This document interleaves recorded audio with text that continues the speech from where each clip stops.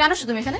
আবার সে কেন আসছো? 6-7 দিন যাবো তুমি আমার ফোন ধরতেছো। তুমি ধরতেছি না কেন? তোমার ফোন কেন ধরতে হবে? কে তুমি? মানে কয়টা গার্লফ্রেন্ড তোমার? কি বলতেছো এসব? কিছু বুঝতে পারতেছো না কি বলতেছি না? ঘড়ি কই? এই কই? হাতের মধ্যে ঘড়ি নেই তো। খুব না বলছিলা সারা জীবন আমার দেওয়া ঘড়ি পরে থাকবা, ঘড়ি ঘড়ি ঘড়ি বুঝতে পারছ না? এই, তুই আমার থেকে করছিস কেন? তুই আমার নাকের পিছনে একটা গার্লফ্রেন্ড রাখছিস কেন? তুই আমি কিছু কেন?